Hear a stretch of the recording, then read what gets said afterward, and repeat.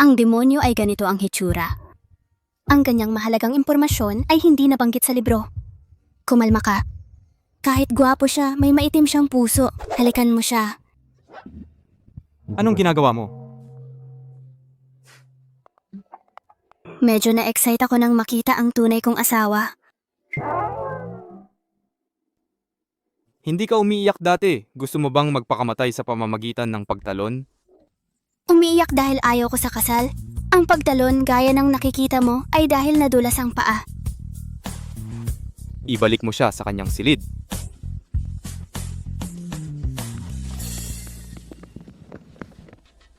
Tingnan mo ngayon, ano ang personalidad ni Miss Jong? Opo, Ginoo. Si Xiaoxia ay nakahanap ng pinakaseksing pajama para sa akin. Opo, ma'am. Mahal, ang ganda ng buwan ngayong gabi. Pero mas maganda ka.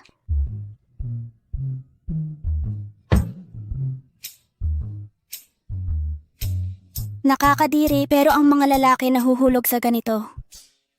Matulog ka na lang. Hindi ako naniniwala, huwag kang humalik.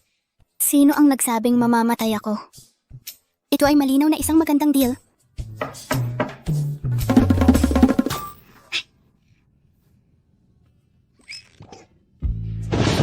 Sinabi ng Ginoo na magpahinga ka ng maaga. Hindi ba siya sasama sa akin? Ginoo hindi kailanman sa ibang tao. Lumalabas na natatakot din siya na kapag humalik siya sa mga tao, magkakaroon siya ng sinesthesia. Ang depektong ito, kaya pala nag-iisa ako sa loob ng maraming taon. Mukhang kailangan pa nating gumawa ng hakbang. Magkunwaring mahulog iwiwisik ang mga merienda sa kanya. Pagkatapos, palihim na lumapit sa kanya habang tinutulungan siyang punasan ang kanyang katawan.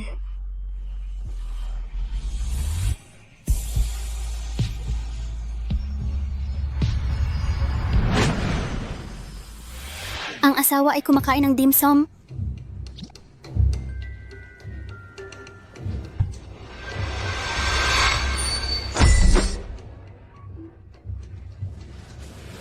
Napakalakas at mapanganib.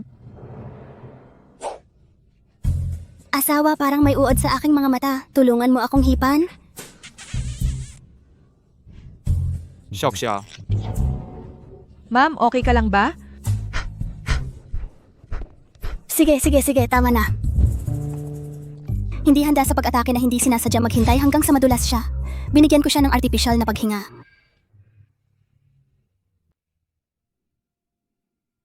Halika rito.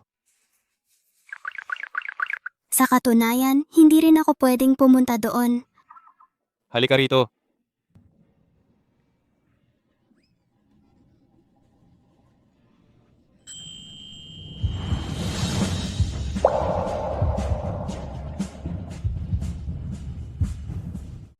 Ano ba talaga ang gusto mong gawin? Gusto lang kitang halikan.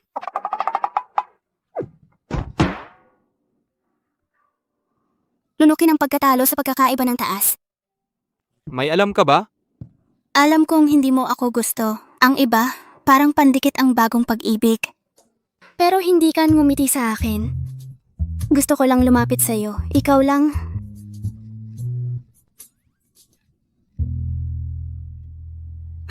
Talagang kumakain ang mga lalaki nito. Takot talaga akong matulog mag-isa sa gabi. Madali lang yan.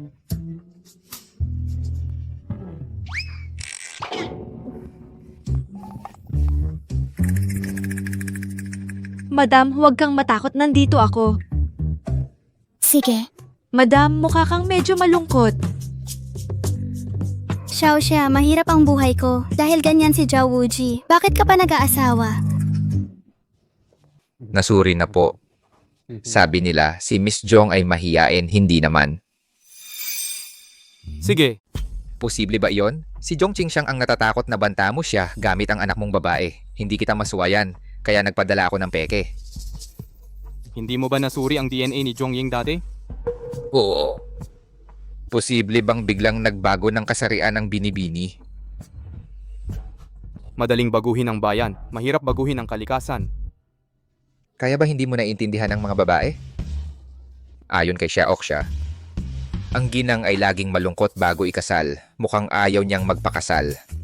Pero pagkatapos kang makita ng personal, nagbihis na siya at may presensya na, Anong ibig mong sabihin?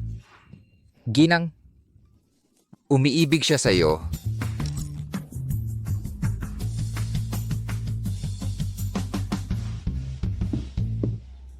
Ginoo, maganda iyon. Dati kang nag-aalala. Natatakot na matrigger ang empatiya sa iba. Ngayon kailangan mo lang sabihin sa asawa ko ang totoo. Mahal na mahal ka ng ginang. Nung naroon ka, takpan mo lang ang bibig mo. Ang sikreto ng sinesthesia ay direktang nakakaapekto sa buhay at kamatayan ni Zhao. Walang puwang para sa pagkakamali. Naiintindihan. Babalik siya bukas. May gagawin ako mamaya. Ikaw na ang magbantay. Hindi sasama si Zhao Wuji para ihatid ako pabalik sa pinto. Nagpadala rin ako ng surveillance camera. Mukhang nag-aalala ka pa rin sa akin. Jongying. Nag-iisip ka pa rin ng masama tungkol sa akin. Talagang sinasadya mong mag-abang sa tanging daan ko. Naghihintay ng pagkakataon na tumalon sa aking mga bisig. Hindi ba ito si Gu Mingju, ang bida ng orihinal na nobela? Sila ni Jongying ay magkaibigan mula pagkabata. Siya rin ang agarang boss ni Jongying sa trabaho. Pero pagkatapos makita si Jongshuan na iniuwi ni Jongcheng siyang, bumitaw na lang. Nahulog sa pag-ibig sa basurang si Jongshuan. Bakit mo ako ganyan tinitingnan? Sasabihin ko sa'yo, nandito ako ngayon para makita si Xuan. Huwag kang magdelusyon. Hindi mo siya deserve. Kuya Mingju, paano mo masasabi iyon sa tao? Nalulungkot talaga ang tao. May dati na pala siyang relasyon kay Gu Mingyu. Jongying, ipapaalala ko sa iyo sa huling pagkakataon. Huwag mo akong mahalin ng sobra. Ang nag-iisang mahal ko ay si Xuan.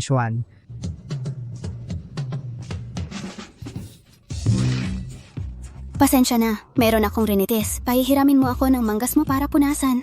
Jongying, nakakadiri ka ba? Hindi ako kasing dumi mo. Aksidente kitang nabangga. Kukorapyuhin mo ako.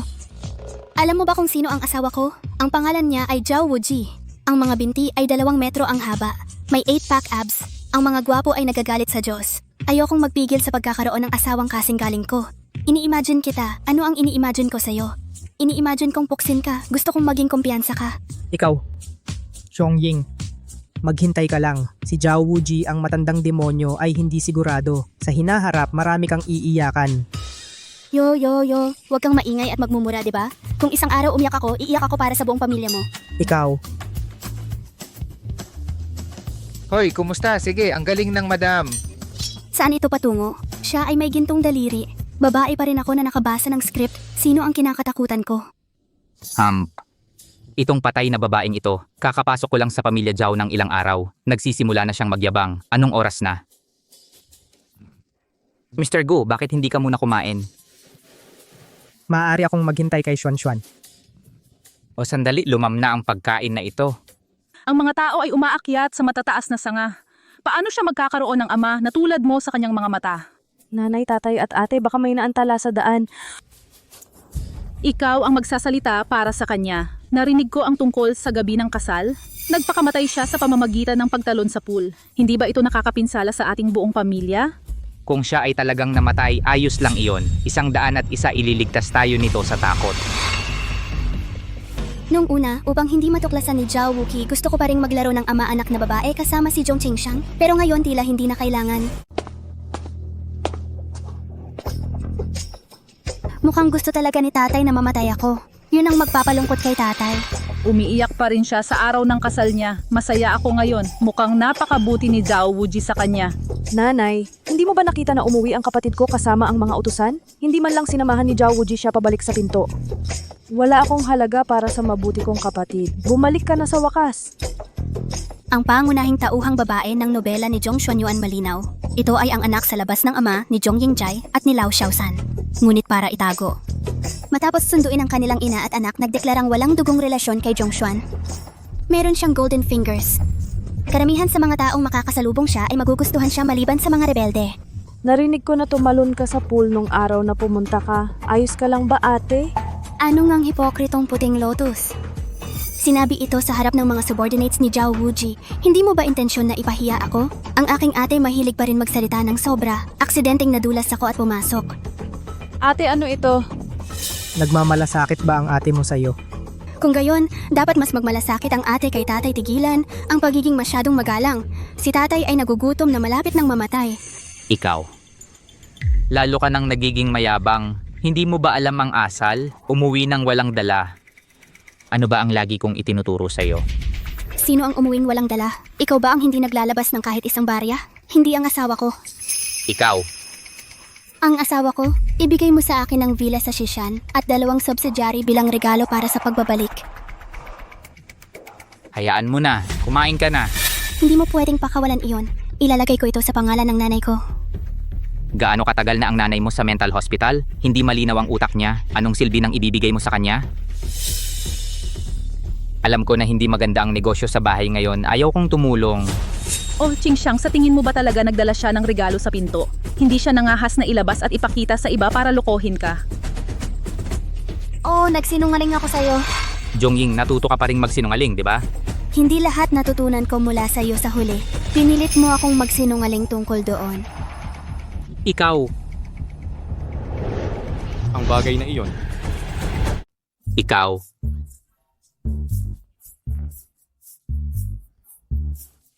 Ilang araw na tayong hindi nagkikita. Huwag mag-away pag nagkita. Kumain muna tayo. Tama nga, may silbi pa rin ang maging baliw. Bakit parang nagbago si Jongying? Hindi pinapaboran ang kapatid ko sa pamilya Zhao, normal lang ang pagkasira ng pag-iisip. Hindi pwedeng magpatuloy ito kung sakaling magkasakit siya sa pag-iisip. Sabihin mo sa kanila na ikaw ang panganay na anak. Sa oras na iyon, si Zhao Wuji, ang malaking demonyo, ay pupunta sa bahay para kumuha ng tao. Bakit kayo ni Mingyu? Ano ang dapat kong gawin? Kailangan mong pakasalan si Mingyu agad, pagpapalain ka ng iyong pamilya. Walang magagawa si Zhao Wuji sa ating mag-ina. Gusto akong pakasalan ni Mingyu pero hindi niya minamaliit ang aking pinagmulan. May magandang ideya ako, bilisan mo at lutuin ang hilaw na bigas. Oh mama, hindi mo ba ako hiniling na sabihin kay Mingyu dati? Hindi tinatanggap ang sex bago kasal. Hindi ba yun mas mabuti? Gawin mong makonsensya sila sa'yo. Sinabi ng Ginoo na nasa tarangkahan na siya ng pamilya Jong, susunduin ko siya. Sige. Bakit napakadaya ni Tita Zhao? Ayon sa oras ng orihinal na nobela, walang pabalik na hapunan ngayon. Ang pangatlong anak ang nagbigay ng pampalakas ng sekso kay Gu Mingju, magtalik sina Gu Mingju at Zhong Xuan. Mukhang itong baso ng tubig. Magandang pagkakataon ito para kusang halikan ako ni Zhao Wuji. Nauuhaw na ako. Miss Ying, hindi ito para inumin mo. Ininom ko, bakit hindi ka kumuha ng iba? Talagang hindi ito pwedeng inumin. Anong ginagawa mo? Nandito ako para magdala ng tubig kay Mr. Gu. Gu Mingju, ikaw ay boss din ng isang kumpanyang nakalista sa pamilihan ng sapi. Bakit hindi ako makainom ng kahit isang basong tubig? Tita Zhao, hindi ako nauuhaw. Hayaan mo siyang uminom. Hindi lahat ay pwedeng uminom ng tubig na ito. 2 o 3 araw pa lang akong kasal. Ngayon hindi mo man lang ako pahihintulutang uminom ng tubig, di ba? Hindi pwedeng bigyan siya ng inumin. Nakababatang kapatid na babae.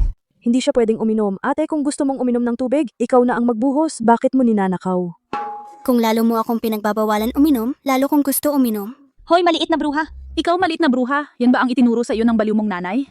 Chong, ang pangalan ko, bahay ko ito. Pwede akong uminom kung gusto ko. Miss Ying, talagang hindi ka pwedeng uminom. Kung ibibigay mo sa akin, ikaw ang iinom. Ikaw, maliit na bruha, pakawalan mo ako. Ay, hindi ba tubig lang naman iyan? Ano naman, Xuan, hayaan mo siyang uminom. Hindi mo ba siya kayang hayaan, Mingyu? Ibigay mo sa akin. Akin. Pakawalan mo ako. Gusto kong uminom. Eto na. Ay nako, kulang sa pagpapalaki. Hayaan mo si Mr. Zhao na tumawa. Anong ginagawa mo? Tigil.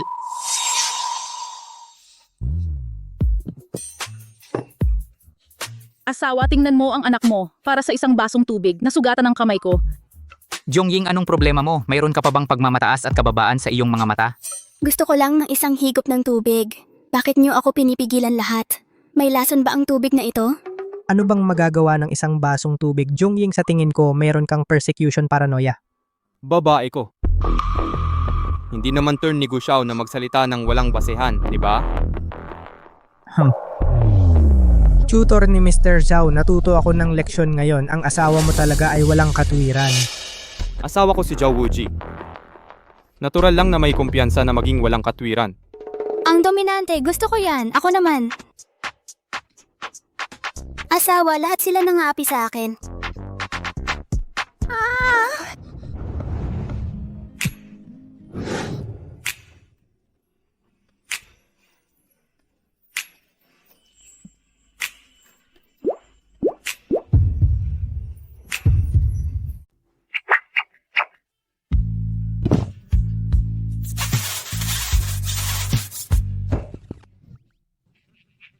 Asawa, parang ibang tao ka naman.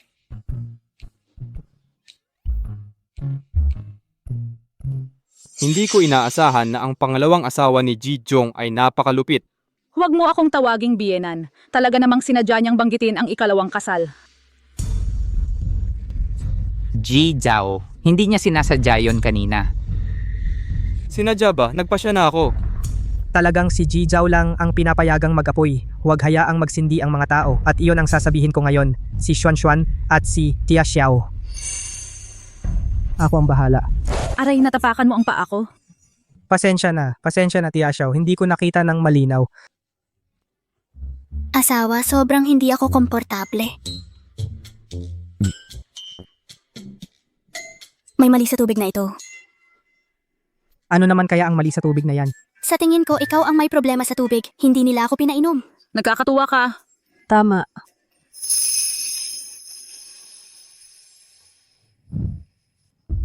Pampagana sa tubig. Ang pampaganang ito ay walang lunas, tanging Tanging ano?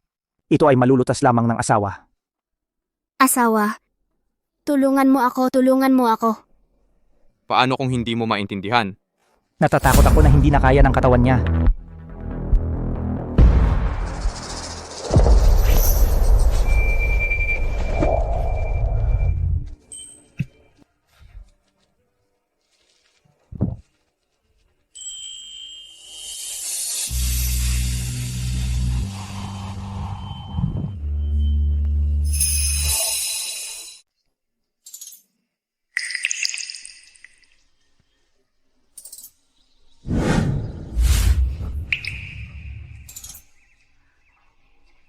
Huwag gumalaw.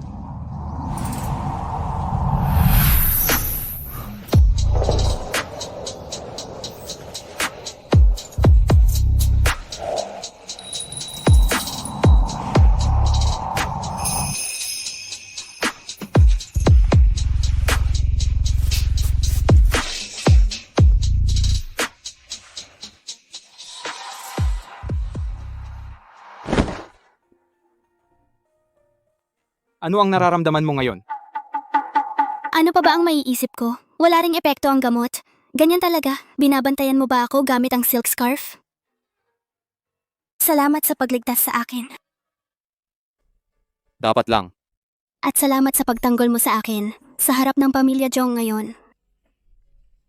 Ikaw ang asawa ko. Ni hindi mo man lang ako pinapayagang humalik? Anong klaseng asawa? Ano? Sabi ko isang karangalan ang maging asawa mo. Sige, magpahinga ka muna. Magpahinga ka ng mabuti. Uwi na tayo.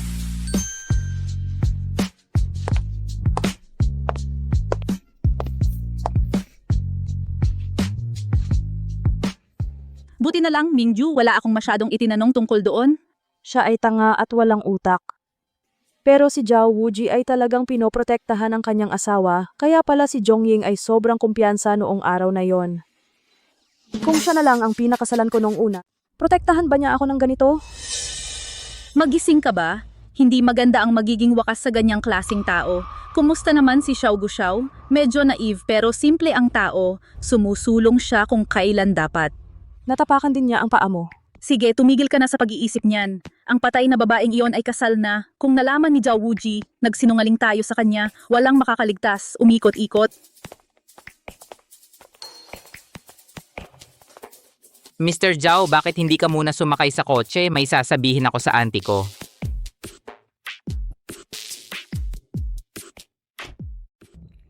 Tayo ay parang tipaklong sa isang tali. Si Zhao Wuji ay pakakasalan ng panganay na anak na babae. Peke ka. Huwag mong isipin na makakasama mo siya. Kung ipipilit mong gamitin siya laban sa akin, ilalantad ko ang iyong pagkakakilanlan. Kung gayon, lahat ay mamamatay. Pero kung per capita mukhang marami kang tao. Baliw ka, bumalik ka para inisin ako. Ay, tatay, nagbibiro lang ako. Tayong mag-ama, dapat iisa ang puso. Huwag kang mag-alala. Ganyan ang pinakamabuti. Matandang tao, wala akong magagawa sa'yo ngayon. Hintayin mong halikan ko si Zhao Wuji at bumalik ako para hanapin ka bilang General Ledger. Binanggit sa orihinal na nobela, ang dahilan kung bakit gustong pakasalan ni Zhao Wuji ang panganay na anak na babae ay dahil hinulaan niya na ang panganay na anak ni Zhong Qingxiang. Ay ang reinkarnasyon ng kanyang White Moonlight.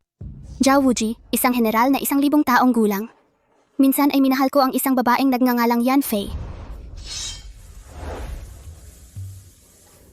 Pinatay mo talaga ang aking ama. Faye, makinig ka sa paliwanag ko. Hindi ko alam na nasa bayan ng iyong ama. Kung hindi, mas gugustuhin kong mamatay kaysa iligtas siya. Siya ang paborito kong tao, pinatay mo siya? Papatayin ko rin ang mahal mo.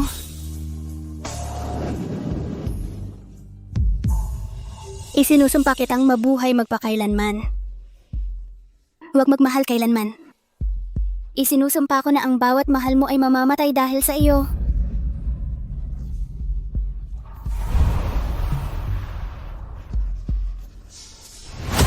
Kaya sa orihinal na nobela, pagkatapos mamatay ni Zhongying, hindi nagulat si Zhao Wuxi. Lalo pa siyang nabaliw, naramdaman niya na kinamumuhian at isinusumpa pa rin siya ni Yan Fei magandang dugo ng aso, kinaiinisan ng literatura. Tama si Zhong Qingxiang, kapag nalaman ni Zhao Wuji na mali ang kanyang napangasawa, ako lang ang nasa panganib, hindi ang kanyang White Moonlight na si Zhong Xuan. Pamilya Li, paano kayo naglakas loob na gumawa ng maliliit na hakbang sa ilalim ng aking ilong? Mula ngayon, wala na ang pamilya Li. Binanggit sa nobela ang pamilyang Li na ito dahil nagsinungaling siya kay Zhao Wuji at nawala ng magdamag mula sa lungsod ng Jiang. Dahil ikaw ang kusang humalik sa kanya, hindi mo rin siya mahahalikan. Subukan mong magkaroon ng kaunting positibong kontak sa kanya sa hinaharap. Iwasang hawakan ang kanyang mga baligtad na kaliskis. Sinasadya niyang lumayo sa akin. Bakit hindi ko nakikita ang aking asawa sa mga nakaraang araw? Narinig ko kay Xiaoxia na palagi siyang nag-o-overtime hanggang hating gabi nitong mga nakaraang araw. Pagkatapos ng lahat, ang kanyang pinuno ay ang bastardong si Gu Mingyu. Siya ay nagtatrabaho sa kumpanya ni Gu Mingyu. Oo. Personal pa ito ni Gu Mingyu. Katulong. Bakit hindi mo sinabi sa akin ng mas maaga? Hindi, nagsaliksik na ako noon. Ibinigay ko sa iyo ang lahat ng impormasyon, ngunit hindi mo ito binasa. Wala kang pakialam kay Madam dati, 'di ba? Ginoo, hindi ka iibig kay Ginang, 'di ba? Madali ba akong matukso? Nag-aalala ako sa kanya. Para hindi siya magamit ng iba laban sa akin. Pagkatapos, hahanap ako ng taong magpapaalis sa kanya sa Gus agad. Hindi naman kailangan. Natanggal ng walang dahilan, hindi siya komportable. Sabihin mong hindi mo gusto, pinapahalagahan ko ang nararamdaman. Ano? Sabi ko, magkasama sila ni Gu Mingyu araw at gabi. Mayroon ba tayong pakikipagtulungan sa Gus kamakailan? Wala. Laging may kompetisyon. 13 City Development Project, kausapin ang Gus tungkol sa kooperasyon. Nahihirapan ang bayani sa dilag. Gagawin ko na ngayon.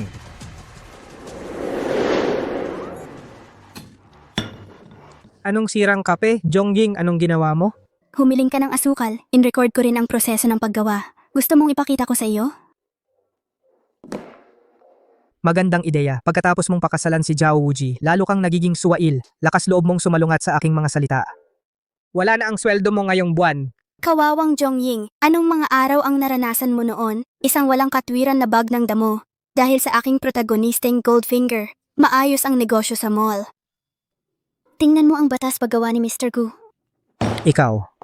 Mingyu, anong ikinagagalit mo? Ate, gusto kanya dati, bigyan mo siya ng kaunting respeto. Ate, dati sobra kanyang gusto, bigyan mo naman siya ng konting hiya.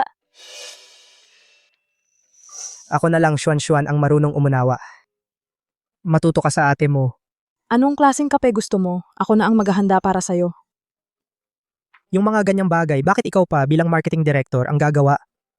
Hayaan mo na itong assistant. Sige, sige, ako na, ako na.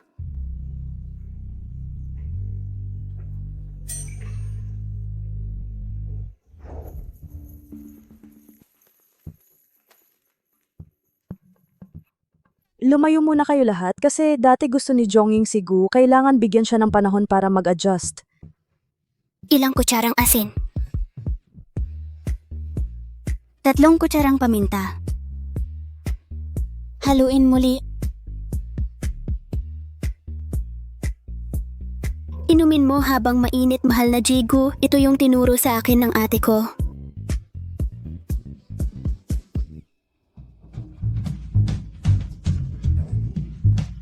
Paano ginawa ng ate ko?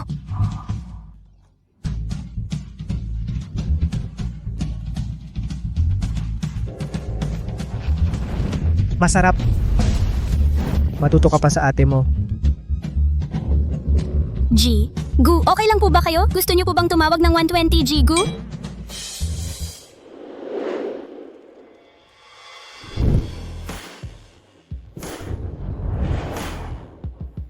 Ginoo, hindi naman kailangan personal na sundan ang maliit na proyekto sa 13th floor, di ba? Kasi first time pa lang makikipagtulungan sa Goose. Kailangan isaalang-alang ang kanilang assets. Para sa akin andito ka para makita si babae. Narinig nyo, miss pa ni Jongying si Jigo. Nag-eskandalo ako sa opisina ni Jigo ngayon. Si Jongying ay isa ring may asawang babae. Hindi ba ito pandaraya sa asawa mo, Diyos? Ginoo, huwag kang makinig sa kanilang kalokohan. Ang ginang ay tiyak na hindi ganoong uri ng tao. Ang sarili kong babae. Alam ko,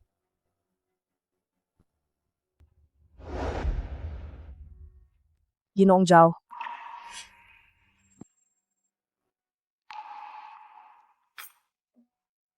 Pasensya na po. Ginoong Zhao, hindi inaasahan ni Ginoong Gu na darating kayo ng personal. Hindi siya maganda ang pakiramdam ngayon. Pumunta sa ospital. Iwanan sa akin ang mga proyekto pagkatapos ng 13% upang makipag-ugnayan sa inyo. paano si Jongying? Tanungin si Jongying pagdating mo. Ang kapatid ko ay nag-aalala din sa katawan ni Ginoong Gu. Pumunta ako sa ospital. Nag-aaway na sila mula nung bata pa sila. Normal lang na magkaroon ng damdamin. Huwag mong personalin. Sila ay karaniwang nag-iisa sa kumpanya. Sanay na ako. Bilang isang asawa, hindi ko makita ang aking asawa buong araw. Gumingyo na basura, pero sumusunod ako sa kanya araw-araw. Halika sa Ginoong Zhao. Uminom ka ng kape.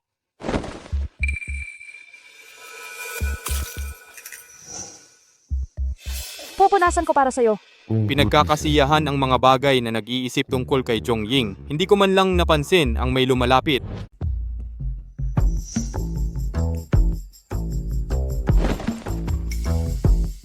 Hindi, saang ospital sila pumunta?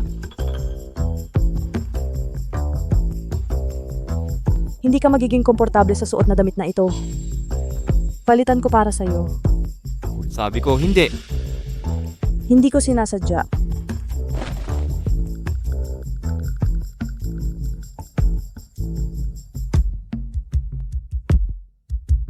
Ang layo ng loob sa akin ni Zhao Wuji, halata namang ako ang kanyang kasintahan. Siguradong babalikan kita.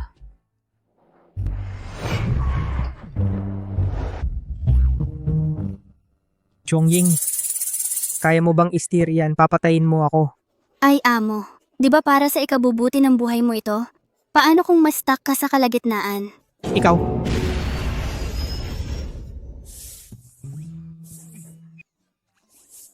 Amo, pasensya na po. Pagdating mo sa ospital, gastric lavage agad.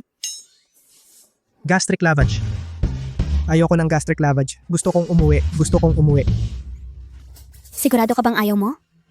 Gusto kong umuwi. Buti naman, si Nyuma Xiaosuke ay pwedeng mag-out ng morning shift ngayon.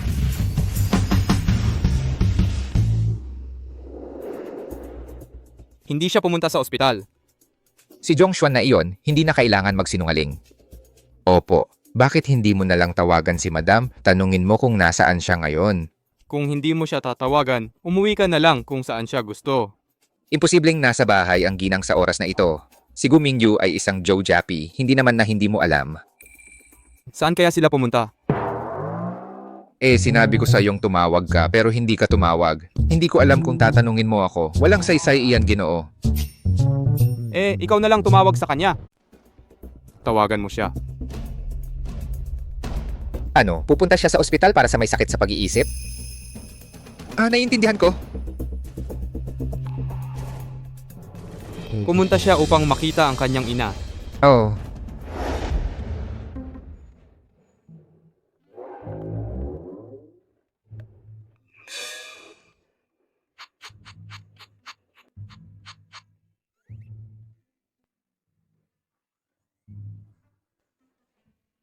Bakit hindi mo ako nakita ng ilang araw?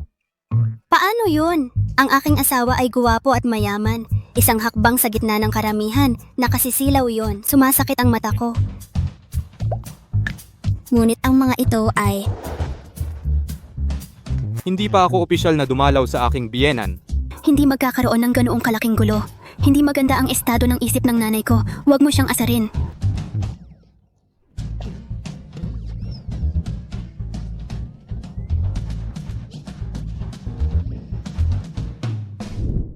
Meron bang tao dito na magliligtas sa aking aying? Ahaw, pakiusap iligtas mo ang aking kapatid. Si Ahaw ay akin. Nanay, okay ka lang ba? Mabuti si Aying, hindi natatakot. Nandito si nanay. Nandito si nanay? Mag-ingat ka.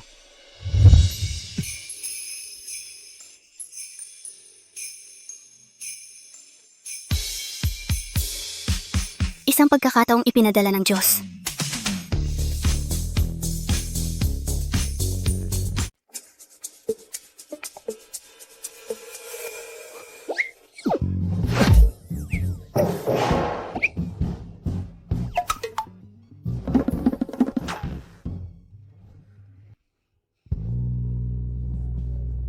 Ayos ka lang ba?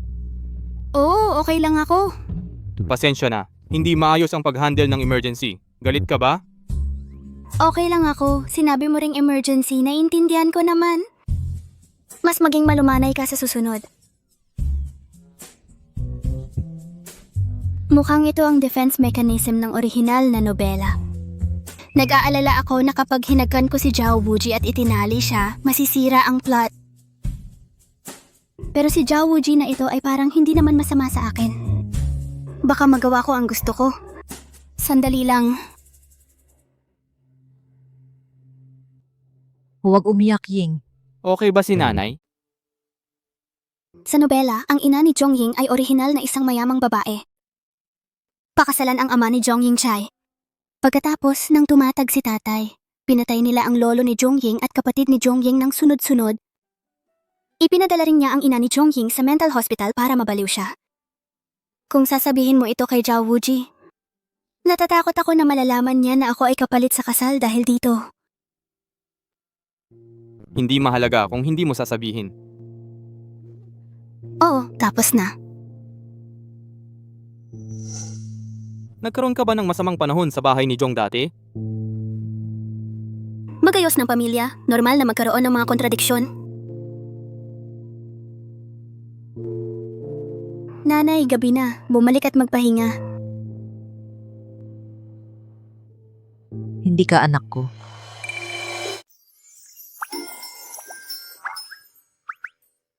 Nanay, tingnan mong mabuti. Ako si Ying.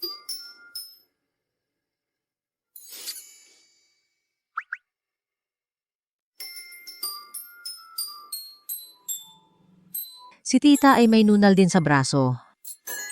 Ikaw si Aying.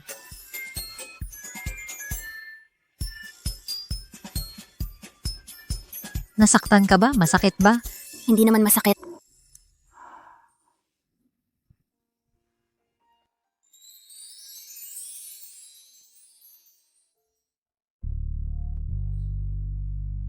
Hindi masakit kung hipan mo. Namatay ang nanay ko noong 3 taong gulang ako. Napagtanto ko na ang pakiramdam ng pagmamahal ng nanay ay... Zhongying, may mga tao pa rin sa mundong ito na nagmamahal sa'yo ng labis.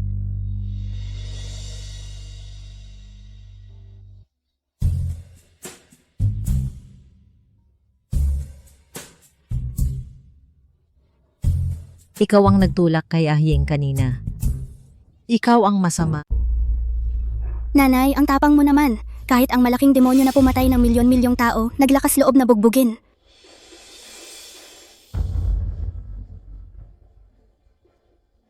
Mr. Chow, ang nanay ko ay hindi sinasadya, hindi siya kilala sa pangkalahatan. Oo, Sino ka? Huwag mong isipin na ang galing mo dahil matangkad ka. Kung maglakas loob kang mang-api sa amin muli, subukan mo. Ipapapalo kita sa anak ko hanggang mamatay ka. wala ako.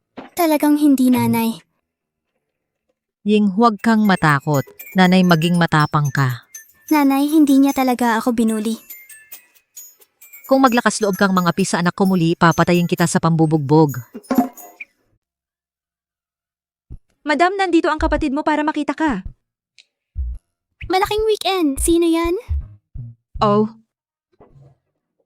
Sino ang dumating para makita ako? ang kapatid mo. Zhongshuan, anong ginagawa niya dito?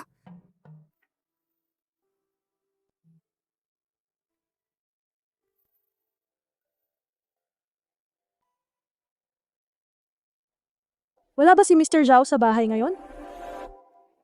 Wala, hindi dapat nandoon. Hindi mo man lang alam kung nasa bahay ang asawa mo? Karaniwan, hindi kami nag-i-interfere sa isa't isa.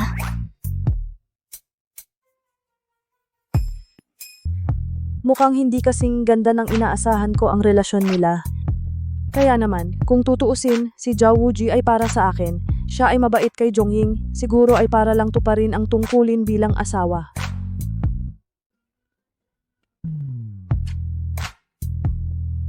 Ate, bakit mo naisip na puntahan ako ngayon?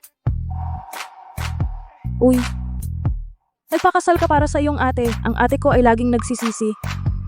Naiintindihan ko ang ibig sabihin ni tatay. Gusto niya akong gamitin para hulihin si Gumingyu, ang gintong manugang. Kaya ikaw ay napilitang pakasalan si Zhao Wuji. Ate, sa totoo lang, hindi ko talaga nagustuhan si Gumingyu. Pwede mo bang ibalik sa akin? Wala akong pakialam. Talaga, gusto mo talagang ibalik? Ang reaksyon niya, gusto ba niyang ibalik? Ate, magsalita ka naman. Gusto mo ba talagang ibalik? Sa totoo lang, kahit malaking tanga si Guminju, pero hindi naman siya papatay ng tao ng basta-basta. Kung hindi kami magkasundo, magsasampalan lang at maghihiwalay. Pero si Zhao Wuji ay isang bomba na sasabog anumang oras. Baka isang araw sumabog ako at hindi na ako makilala ng sarili kong ina. Ano na? Bunso, magsalita ka naman. Gusto mo ba talagang ibalik? Pag-isipan ko. Kung direkta mong sasabihin kay Zhao Wuji na gusto mong ibalik ito, tiyak na may susunugin siya sa galit. Baka ako pa ang masunog. Pero kung si Zhongshuan ang unang lumigaw sa kanya, makipag-flirt sa kanya, hindi niya napigilan ang relasyon. Baka tingnan ako ng may awa, pakakawalan ako. Napag-isipan ko na, kung nagpakasal sa manok, sumunod sa manok. Kung nagpakasal sa aso, sumunod sa aso. Basta't hindi ako iiwan ni Zhao Wuji, maaari kong gugulin ang natitira kong buhay kasama siya.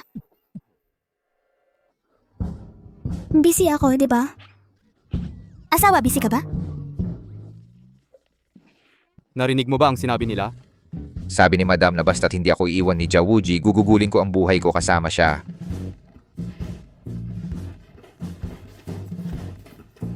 Ate, gusto ko lang subukan ka, tingnan natin kung sincere ka kay Zhao Wuji.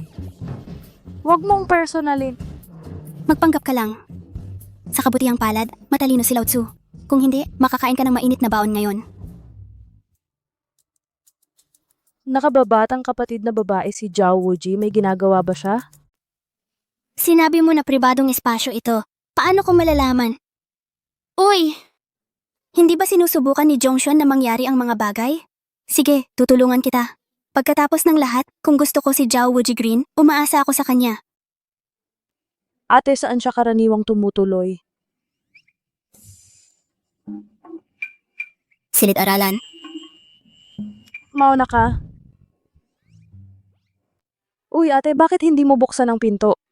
Ito ang pribadong kaharian ni Zhao Wuji. Paano ako maglakas loob na pumasok? Pumasok ka at tingnan. Nakikiusap ako. Ang ate ko ay may maliit na hiling. Sige. Kumuha ng video, mag-iwan ng ebidensya. Gusto mong pumasok mag-isa. Ikaw din? Sige, papasok na ako.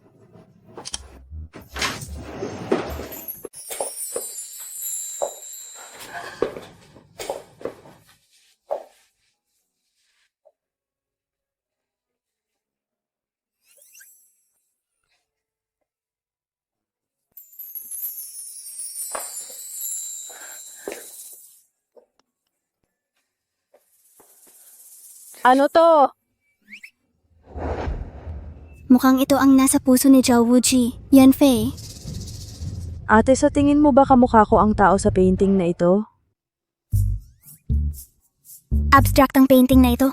Hindi ko masabi kung sino ang kamukha. Iyan ay dahil hindi mo siya naintindihan. Totoo na hindi ko alam ang nakaraan at kasalukuyan ninyong dalawa.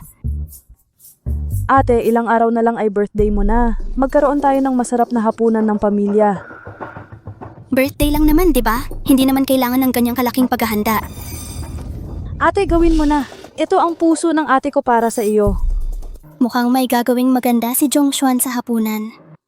Kailangan tumulong. Hoy, kumusta si Xuan Xuan? Sinabi ng kapatid kong babae na magpapakita siya ng palabas para sa akin. Gaga, kailan ka naging ganito ka-close kay Zhongying? Palabas? Anong palabas?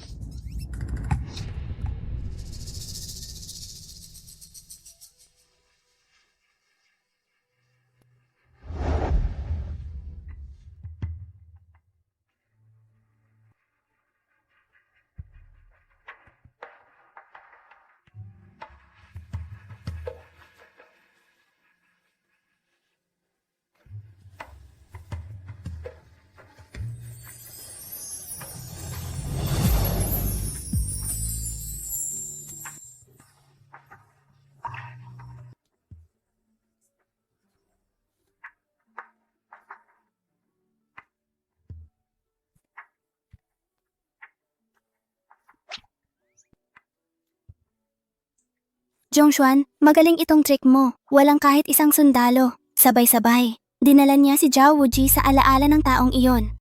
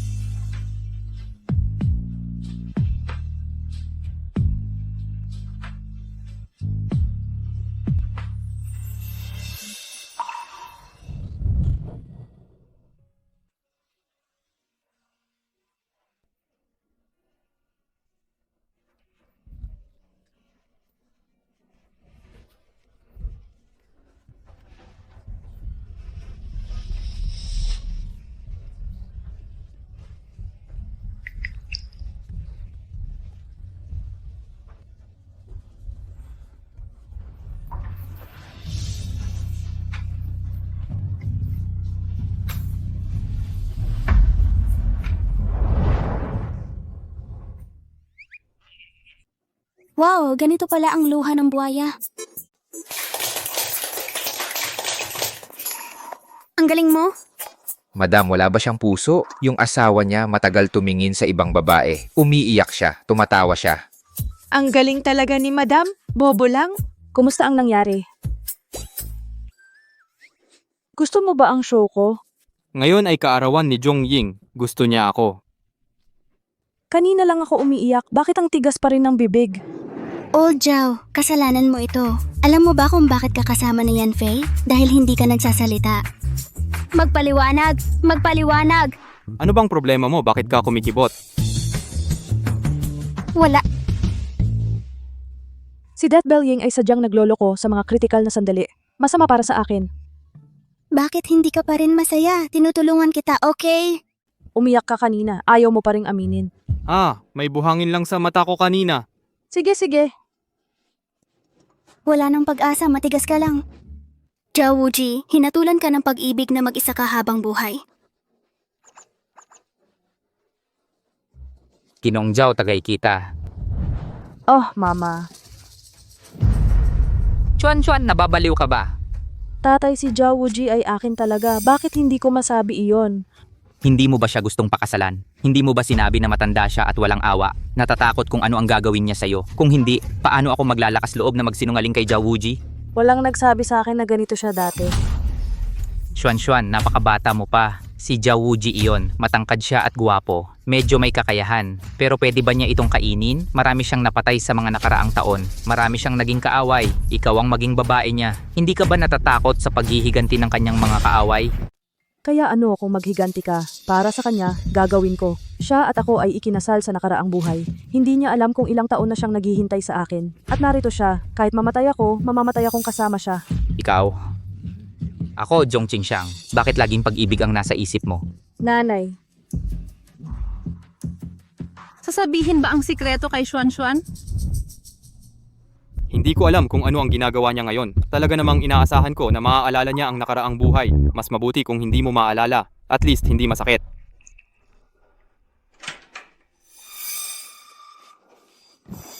ako si Infinity. Ano ang ginagawa mo?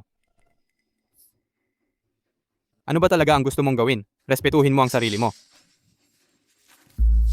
Infinity, hindi mo ba naalala kung sino ako? Bakit ko dapat maalala kung sino ka? Kung hindi dahil kay Zhongying, hindi tayo magkakilala. Huwag ka nang matigas ang ulo. Hindi mo ba naisip na pamilyar sa akin ang damit na ito? Hindi ba ito pareho sa tao sa painting na iyon? Pumasok ka sa aking silid pag-aaral. Sino ang nagdala sa'yo doon? Hindi ba ako pwedeng pumasok? Pati asawa ko bihirang pumasok dito. Bakit ka pumapasok? Siya ang kumupkop sa akin. Isinusuot ko ang damit na ito para ipaalala sa'yo. Ako ang hinihintay mo sa loob ng maraming taon. Zhongying, siya ay isang impostor. Ano?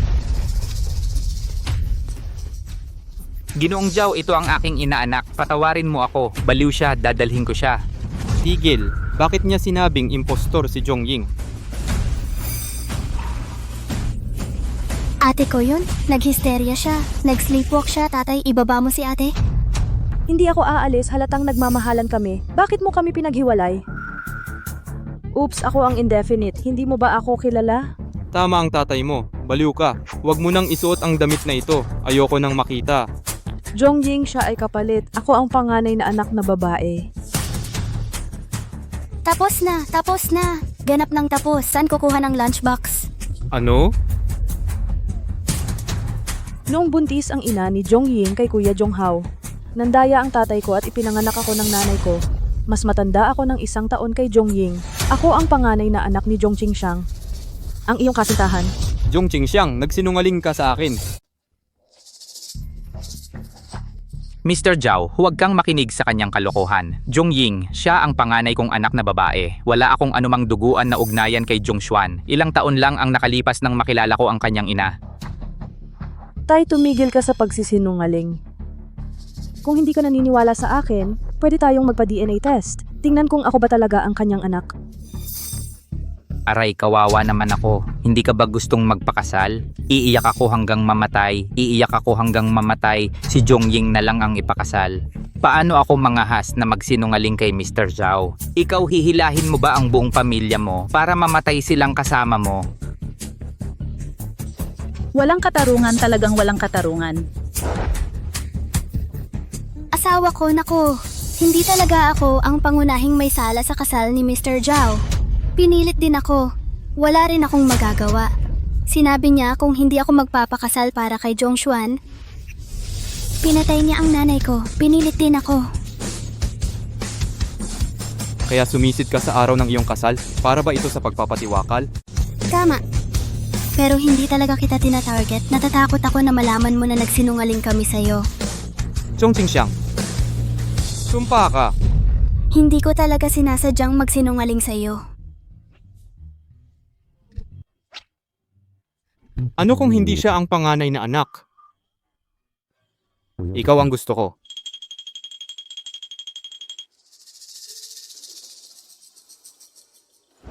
Zhao Wuji, taksil ka. Anong kalokohan ang sinasabi mo? Lunukin ang 10,000 na karayom para sa mga tapat.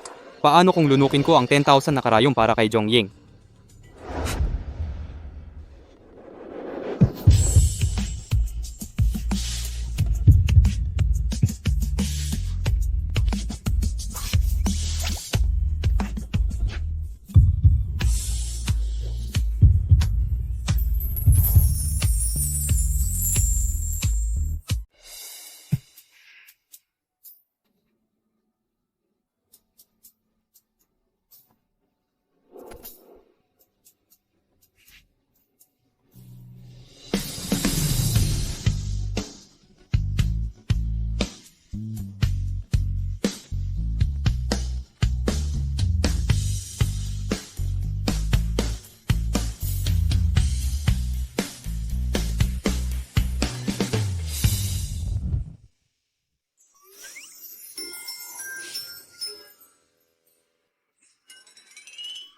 Sa gitna ng gabi, bumalik ang mga kamag-anak sa kanilang mga silid upang matulog matapos maghalikan. Ang konsentrasyon ni Zhao Wuji ay talagang malakas. Pero ngayon kahit papaano nakaligtas ako, nakatali rin ito sa malaking demonyo. Kahit na kami ay mga stand-in lang. Pero basta makaligtas ka, ano naman ang pagiging pamalit?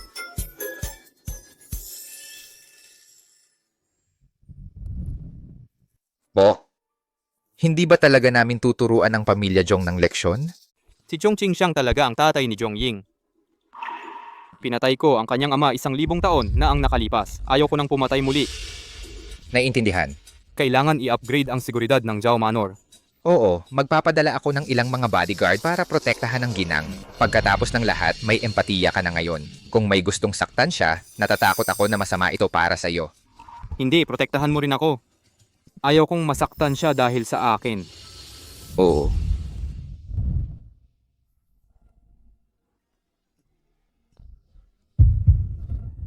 Ang bilis ng tibok ng puso ko. Matagal na akong nabuhay. Hindi kailanman nasasabik sa isang halik. Mukhang sobrang excited siya.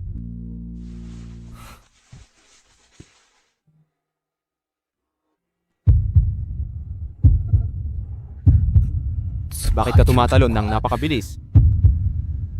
Natutulog ka pa ba?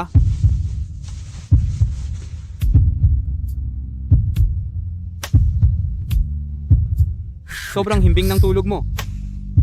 Bakit ang bilis ng tibok ng puso ko? May sakit ka ba?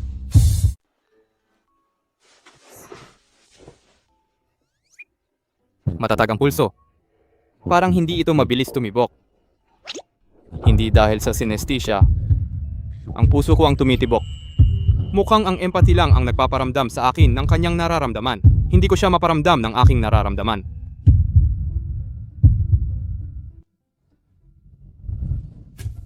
Ay nako, matagal ko nang inihahanda ang kanyang birthday show. Hindi inaasahan siya at si Zhao Wuji hindi lang nagpasalamat. Ininsulto mo ako sa publiko. Orasan ka. Paano mo nagawang makipagsabwatan kay Zhao Wuji para asarin ka? Tingnan mo kung paano ko sila haharapin.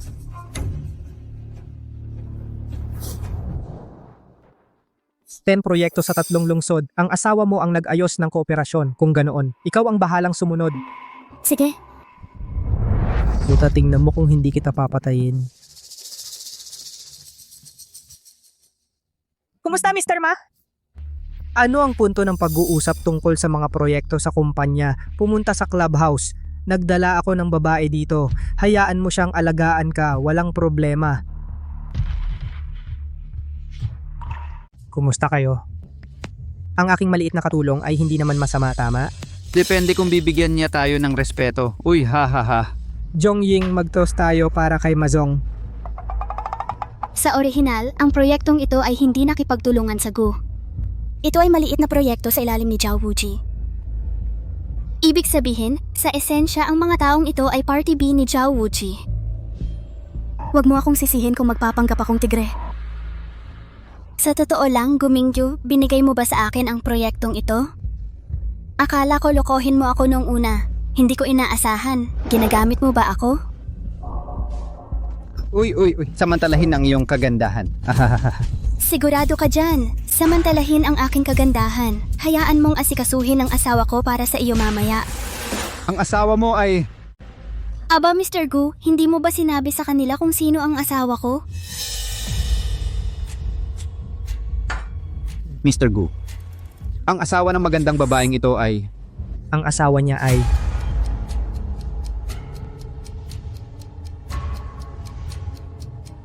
ang driver na naghatid sa akin. driver pala. Gu Mingyu, ang tanga mo at masama, hindi ka ba natatakot na tawagan ko ang asawa ko ngayon? Suntukin ka sa mukha. Suntok, kahit anong gusto mong tawagan pwede. Tawagan mo ang asawa mo, tawagin mo siya para makita namin. Hoy, hahaha. Sige.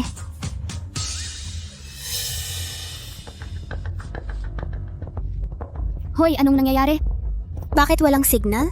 Ha, pinagtatawanan tayo ni Jongying. Nakikita ko na hindi ito cellphone na walang signal. Nahihiya lang siya. Anyayahan niya ang asawa niyang driver na umakyat. Kaya tawagan ko siya para sa'yo. Lumabas ako para tawagan ang asawa ko. Hoy, magandang babae, gusto mong tumakas? Sabi ko sa'yo, kung hindi mo sasamahan ang mga kapatid namin ngayon, huwag mo nang isipin na aalis ka. Ha ha ha. Hoy, hindi ba't para lang samahan ang mga kapatid namin uminom ng konting alak? Paano kung malasing ka? Mga sibilisado naman kami. Ha ha ha. Mukhang handa si Guminju. Ngayon, ang patibong na ito ay talagang para sa akin. Jongying, huwag ka nang magtagal. Dapat kang uminom at tumawa. Hindi ba't magaling ka ng mangakit ng tao? Guminju, bibigyan kita ng huling pagkakataon. Pakawalan mo ako baka. At hayaan mong iwan ka ng asawa ko ng buo ang bangkay. Yo ay sobrang takot ko. Jongying, sabi ko sa'yo. Ako, si Guminmin, ay hindi kailanman natakot kanino man sa buhay ko. Pagkatapos ng lahat, siya ay isang taong may aura ng bida. Pero ngayon, nakasalamuha mo ang babaeng may script. Anong ginagawa mo? Mahilig kaming manood ng magagandang babae na sumasaboy. Ha ha ha. Guminju, tiyak na hindi ka marunong magkalkula. May iba akong impormasyon sa pakikipag-ugnayan sa asawa ko.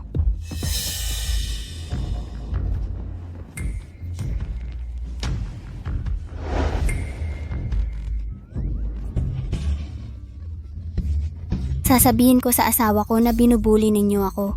Gusto kong sabihin sa asawa ko. Ang estratehiya ng kumpanya natin para sa ikalawang kalahati ng taon ay globalisasyon, internasyonalisasyon, may ideya ka.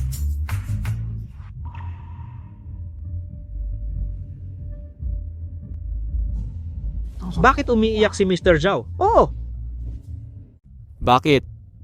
At umiyak ako. Bigla akong nalungkot. Si Chongying ba? Ang daming luha. Tiyak na malungkot siya ngayon. Naantala ang pulong. Agad na pumunta si Yurui upang suriin ang lokasyon ng babae. Oo. Mga gago kayo? Ahaha. Aray, walang silbi ang pag-iyak ng magandang babae. Ito ay isang lugar ng trabaho, hindi isang kindergarten. Kahit gaano mo kami kamuhian ng mga mamantika na lalaki, kailangan mo ring yumuko sa amin. Sabihin mo sa kuya na ganito, magkano ang babayaran mo para sa gabi? Kuya, doblehin. Sipa ang walang kwenta mong asawang driver. Paano ka sa akin?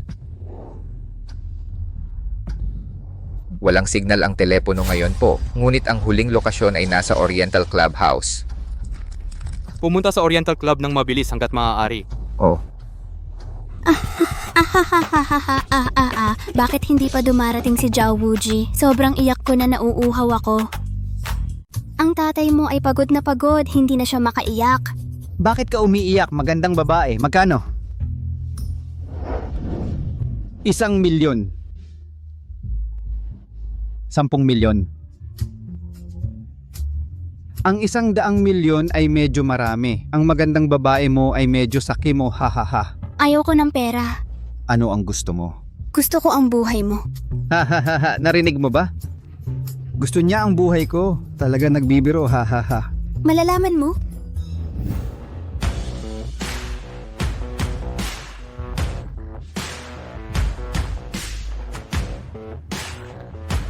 Asawa, lahat sila ay nangaapi sa akin. Hindi ka ba nasaktan? Ikaw ang driver. Super. Sabihin mo sa kanila na ako ang driver. Si Guminju ang nagsabi niyan. Hindi niya ako hinayaang sumagot. Oo, ako yun. Bakit? Tama, yun ang sinabi ko. May problema ba? Anong ginagawa nito? Driver, ang bilis ng kotse. Hindi ko nakita ng malinaw. Kuya, mali ako. Kuya. Si Mr. at sila. Gawin mo mag-isa. Ako na lang. Si Yurui ang naglagay sa taong sangkot sa pananakit sa ginang. Lutasin lahat. Paano si Gumingju? May espesyal ba sa kanya? Oo. Gayunpaman, si Gumingju ang pangunahing na lalaki sa orihinal na nobela. Kung papatayin mo siya, natatakot ako na hahantong ito sa pagbagsak ng buong mundo ng nobela. Sa oras na yon, natatakot ako na ang ina ni Zhao Wuji, si Yurui Xiaoxia at ang iba pa ay mawawala. Asawa, huwag pumatay. Natatakot ka. Natatakot lang ako na masaktan ka. Ito ang unang beses na narinig kitang magsalita ng seryoso. Asawa, ano ang gagawin mo? Siyempre kailangan mong makinig sa ginang, pero may malit akong kahilingan. Anong sabi mo? Gawin natin ulit. Gusto kong malaman ng lahat. Ikaw ang asawa ko, Zhao Wuji. Huwag mo kaway mo na imanataway ko. May isa pa akong tanong. Sige, Bakit ayaw mong mag-resign ako? nakikita ko kayong gumising ng maaga at umuwi ng gabi. Sobrang busy ko kaya't nabitin ako at hindi man lang binanggit ang pagre-resign. Nakikita kong gusto mo talaga ang trabahong ito. Wala akong dahilan para isuko mo ang gusto mo. Yan, Faye. Talagang nakatagpo ka ng mabuting lalaki. Sayang lang na ako ay isang kapalit. Pero para maranasan ang saya mo, nasiyahan na ako. Ang lakas pala ng tamaan ni Zhao Wuji. Maghintay ka lang, tiyak na pagsisisihan nila ito. Aray, bagalan mo, bagalan mo. Kuminju, gusto kong mag-resign. Tanggal ka. Ayos, makakakuha ka ng N+1 na kompensasyon. Ikaw? Narinig kong magkakaroon kayo ni Zhao Wuji ng bagong kasal sa susunod na linggo. Oo, pero hindi kita iimbitahin. Oh, ako ang kapatid mo. Ikaw ang bahala kung mag-iimbita ka o hindi. Sige, halika na. Ang mesa kung saan nabigo ang lihim na pag-ibig. Hoy, ikaw! Nabigo ang lihim na pag-ibig. Anong ibig mong sabihin? Nagsasalita siya ng walang kabuluhan. Huwag kang maniwala. Aray, masakit.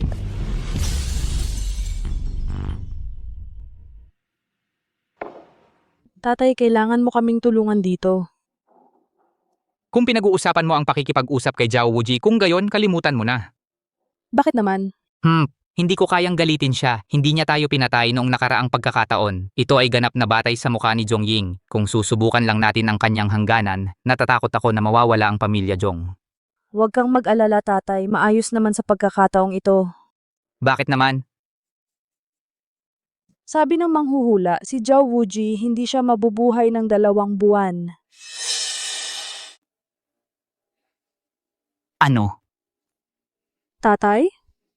Akala mo ba'y nakakapit ka sa magandang hita? Sabi ng manghuhula, si Gu Mingyu ang laging maayos ang takbo. Pero baka hindi rin kapanipaniwala ang manghuhula. Puro pamahiin lang ito ng pyudal. Maniwala ka man o hindi, Zhao Wuji duksin, basta't sinira niya ang kanyang salita. Si Gu Mingyu ay naniniwala rin. Tuwing magsisimula siya ng bagong proyekto, pinapakonsulta niya ito sa manghuhula. Para patuloy siyang umasenso. Talagang nasa bingit ng pagbagsak. Si Mingju, itong bata, napakasama ng ugali niya, pero ngayon naging nangungunang negosyante at mamumuhunan siya sa bansa. Sa tingin ko, hindi rin ito siyentipiko. Ano ang gusto mong gawin ko? Manood muna tayo ng magandang palabas. May malaking mangyayari sa Ilog Jintay bukas. Ang balita mula sa istasyong ito ay bumagsak ang isang construction site malapit sa Jintay River. Para sa detalye, tingnan ang report ng aming reporter mula sa eksena. Bakit pamilyar ang pangalang Jintay River? Siya nga pala, nasa nobela ito si Gu Mingju ang unang umatake para ibagsak si Zhao Wuji. Pero hindi ba't nangyari iyon pagkalipas ng 5 taon? Dahil ba sa pakikialam ko, nauna ang pagbagsak ni Zhao Wuji?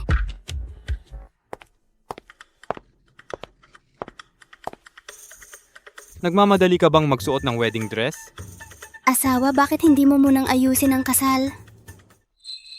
Hindi ba't gusto ng lahat ng babae ng malaking kasal? Ayaw niyang gawin iyon. Ayaw mo bang malaman ng mga tao na asawa ko siya? Sige. Huwag mong isipin iyon, hindi kita tinututukan. Sige. Hoy, at iba pa. Gusto mo bang magsuot ng kurbata? Sige.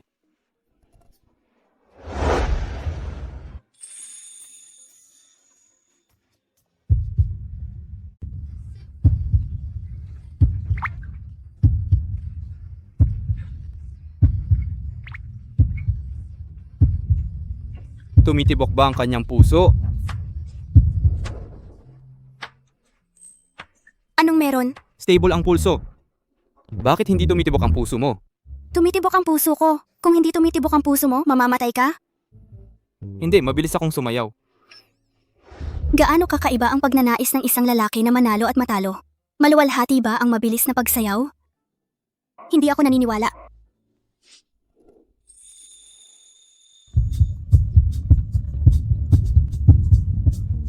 Talagang mabilis. May problema ba sa puso mo? Gusto mong pumunta sa ospital? Hindi sinabi ng nobela na may sakit sa puso si Zhao Wuji. Kung mamatay siya, mamamatay din ba ako? Okay lang ako. Hoy. Bakit sa tingin mo galit siya? Pero okay lang. Ang pinakamahalaga ngayon ay kailangan ko munang isipin kung paano haharapin ang bastard na si Gu Mingyu.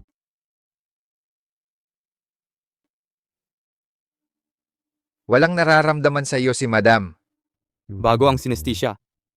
Akala ko ang mga matatamis na salitang sinabi niya ay dahil sa pintig ng puso. Pero ngayon nakikita ko na kaya niyang panatilihing walang ekspresyon ng mukha. Sinabi ang mga salitang iyon nang walang pintig ng puso. Siguro tinanggap niya ako dahil tinanggap niya ang aking kapalaran. Sa halip na dahil gusto niya talaga ako. Normal lang na may agwat sa pagitan mo at sa kanya. Kayo pa rin ay natutulog sa magkabilang kwarto. Ito ba ang dapat gawin ng isang normal na mag-asawa? Ang mga lalaki dapat ang mag-umpisa. Kahit gaano pa siya kakapal ang muka. Babae ka, di ba? Paano niya paulit-ulit na nababanggit ang ganitong bagay? Tama ba? May sasabihin ako sa iyo. Mauna ka. Huwag kang pumunta sa Jintai River kamakailan. Bakit naman? Ang Jintai River ay paraan lang para ilayo ni Gu Mingyu ang tigre sa bundok. Ang tunay niyang layunin ay sunugin ang suburban warehouse. Malayo yon. Gusto lang niya akong makita araw-araw. Oo nga pala, ano yung sinabi mo kanina?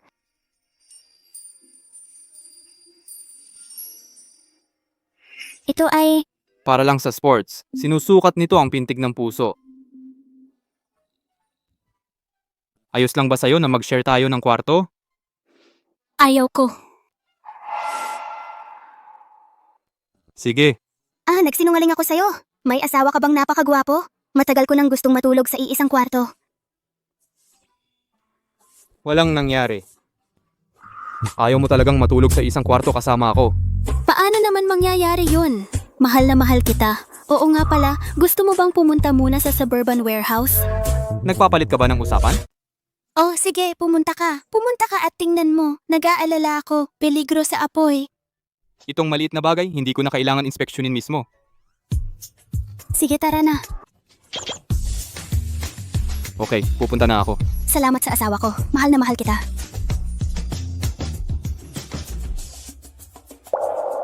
Ang basura hindi man lang makahanap ng masusunog. Ano ang magagawa ko para sa iyo?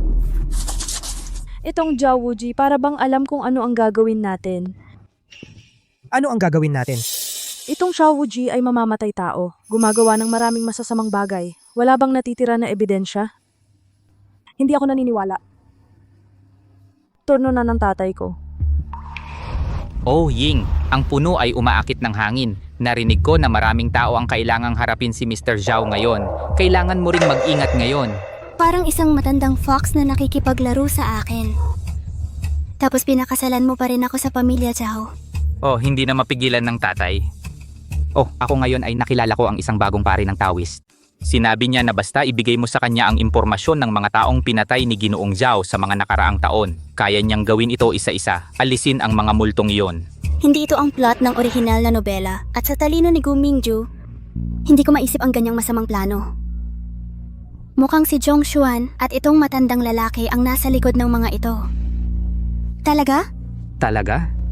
Sige, ilista ko ito para sa iyo bukas. Sige. Ngayong gusto mong mag-eskandalo tungkol dito, bibigyan kita ng malaki.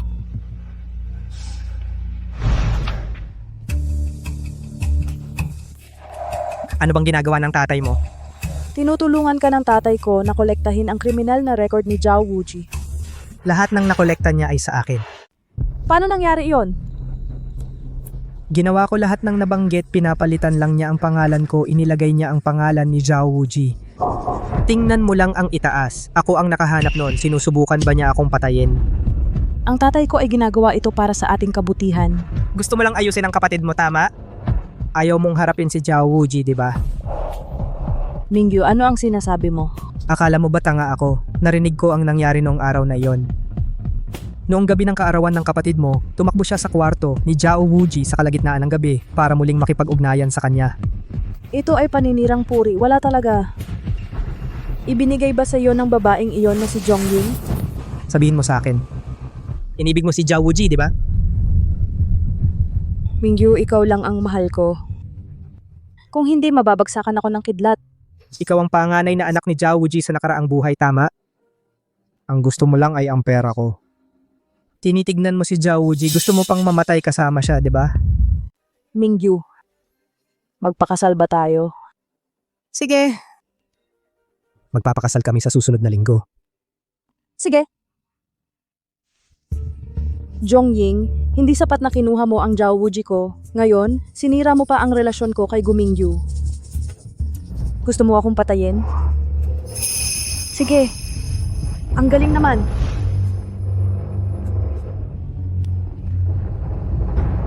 Jongying, sino ba ang walang kahinaan?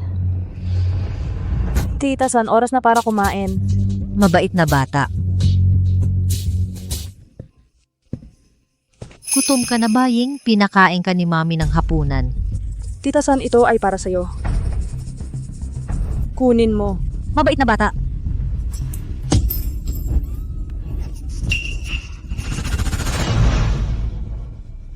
Huli na ang dating. Ang sugat ay malubhan ng nahawaan. Sa kasamaang palad, hindi na maililigtas ang iyong hintuturo. Masakit ba?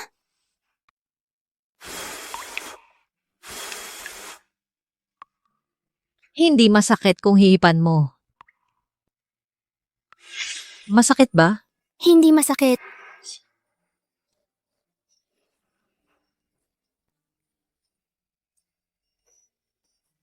Hindi masakit kung hihipan mo. Namatay ang nanay ko noong 3 taong gulang ako. Napag-alaman ko na ang pagmamahal ng nanay ay ang pakiramdam.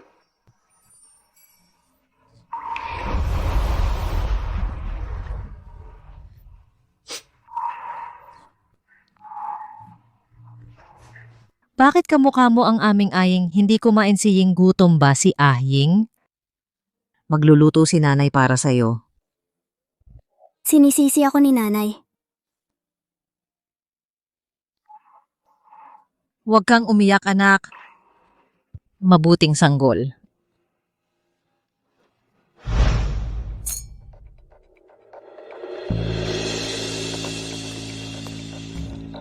Oh, Ying, sa wakas nakabalik ka na. Ngayon na ang araw na babalik ang ate mo at ang bayaw.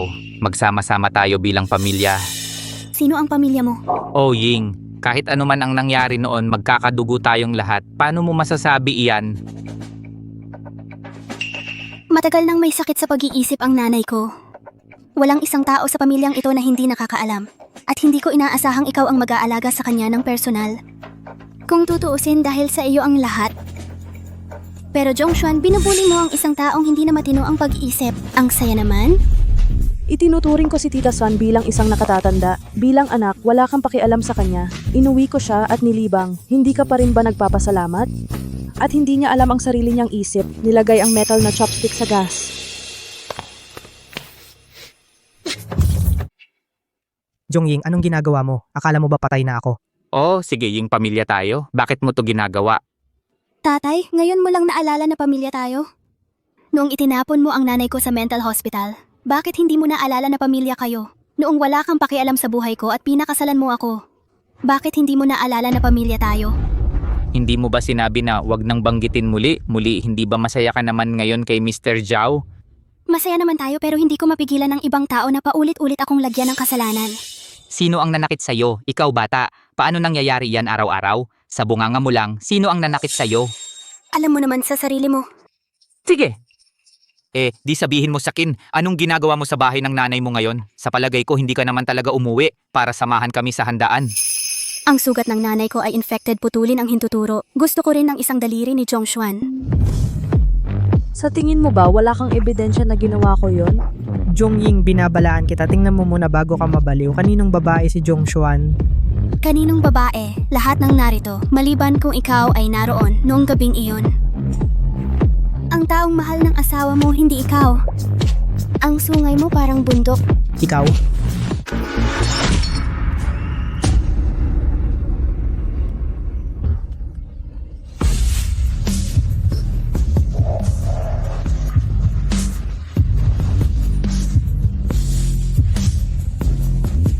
Bakit ka nandito? Umiiyak ka at galit. Mahirap para sa akin na hindi ito maramdaman. Mukhang tutor ng pamilya Jong. May nangyaring mali. Zhao Wuji, hindi mo dapat ituro ang mga daliri. Tumahimik ka. Hahaha, Mr. Zhao, napatawa ka. Tiyak na tuturuan ko ng leksyon ng batang babae mamaya. Huwag kang lumingon. Gusto ko na ngayon.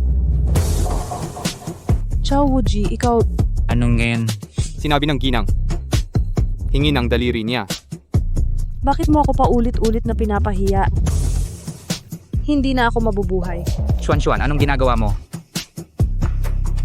Zhao Wuji, sulit ba siya para sa isang taong tulad niya? Jongying, ano ba ang maganda sa kanya? Siya ay nagpapatira pa at dumidila sa akin ng mahigit 10 taon.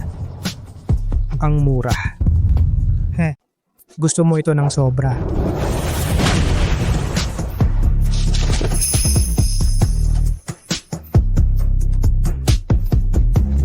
Tulungan ninyo ako! Humihingi ng tawad si Zhao Wuji ngayon.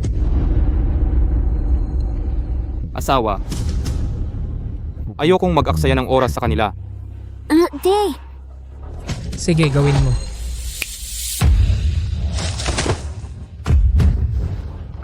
Anong kinakain mo? Halika, tumayo ka. Pasensya na at huli ako. Sakto lang. Mas mabuting pumili ka ng isa sa mga daliri mo.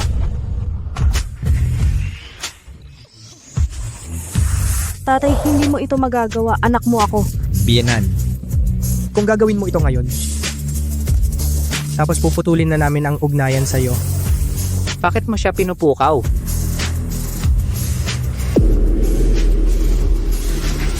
Tatay? May gusto ka ba kay Gumingyu? Bakit bigla mo itong itinanong?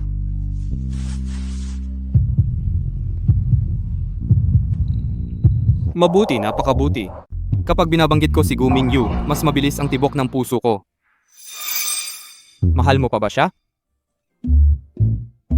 Mahal ko siya dahil sa mga biro niya. Siya ang nasa paningin ko, ang pinakasuklam-suklam na tao sa mundo. Wala sa kanila. Sa tingin ko, hindi susuko si Gumingju. Kailangan pa rin tayong maging alerto. Papatayin ko siya. Hindi pwede. Kahit gusto ko rin siyang patayin. Hindi mo magagawa yan. Oo, hindi kita sinisisi. Wala pa akong lakas ng loob na hanapin ka. Yun ang dahilan kung bakit nahulog ka sa basura noong bata ka. Wala ka ng kakayahang magmahal ngayon. Kasalanan ko lahat. Ano bang problema mo? Wala.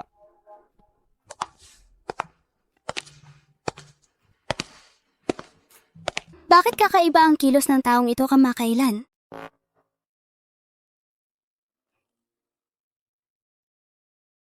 Kung magpapatuloy ito maaga o huli, papatayin tayo ng mag-asawang ito. Kung mag-aaway sila, isang mahina lang may butas para pumasok. Pero kung pagsasamahin sila, hindi tayo makakalaban sa kanila. May paraan ka ba para mapalayo si Zhao Wuji kay Jongying? Ang mga lalaki ay malibog. Baka hindi niya ako gusto, hindi ibig sabihin gusto niya ang ibang babae.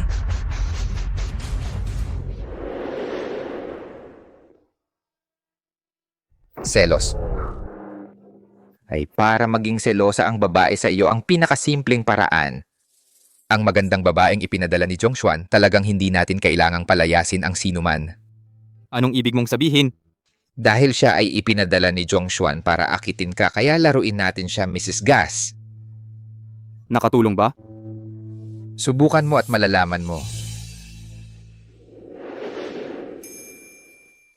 Mr. Zhao, simulan na natin ang panayam. Huwag kang lumabas sa gitna ng kawalan. Malayo. Malayo. Pumunta tayo sa sala. Dito na ang interview. Pero may tao dito. Kung magiging abala, aalis na ako. Okay lang. Ang kailangan mo lang ay isang tao. Ang grupo ni Zhao ay umuunlad ng mabuti sa mga nagdaang taon. Ito ay hindi mapaghihiwalay sa kakayahan ni Ginoong Zhao sa paggawa ng desisyon. Gusto kong itanong kay Ginoong Zhao, sa mga nakaraang desisyon, meron ka bang mas pinagsisihan? Oo. Halimbawa, Pag-aasawa. Pinagsisisihan ko ang pag-aasawa. Masasabi mo ba ito sa harap ng asawa mo? Pinagsisisihan ko ang pag-aasawa. Sino ang tumawag sa akin? Reporter Joe, hindi ka ba nagtataka bakit ko pinagsisisihan ang pag-aasawa? Nagtataka ako. Sabihin mo sa akin. Si Reporter Joe ay may mga salitang hindi masabi sa harap ng asawa niya. Pumunta tayo sa ibang lugar. Ginoong Zhao, saan tayo mag-uusap? Bumalik. Mukhang nagmamalasakit si Ginoong Zhao sa damdamin ng kanyang asawa. Mukha ba akong nagmamalasakit sa damdamin niya? Medyo. Siya nga pala. Hindi ako naka-video call sa nanay ko ngayon. Sakit.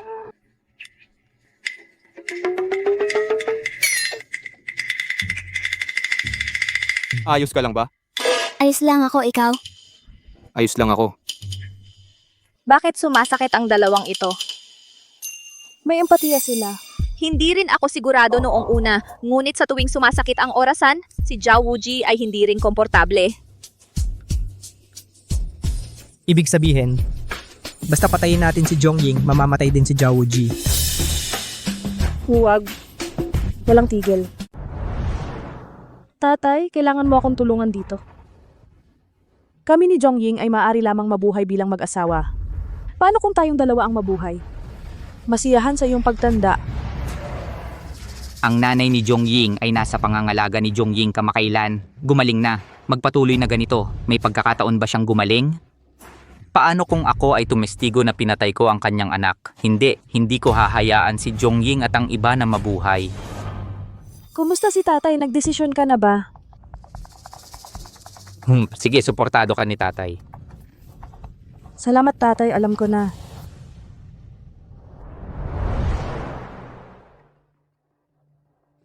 Naintindihan ko. Ang tatay ko ay may leukemia. Paano naging biglaan? Ang nobela ay hindi man lang binabanggit ang sakit ni Zhong Qingxiang. Ang lalaking ito ay isang halimbawa ng mahabang buhay ng mga kontrabida. Gusto niya akong mag-donate ng bone marrow. Kung gusto mo, sige mag-donate ka. Pero ngayon ang katawan ko ay hindi lang akin. Kung masaktan ako, natatakot ako na masaktan ka rin.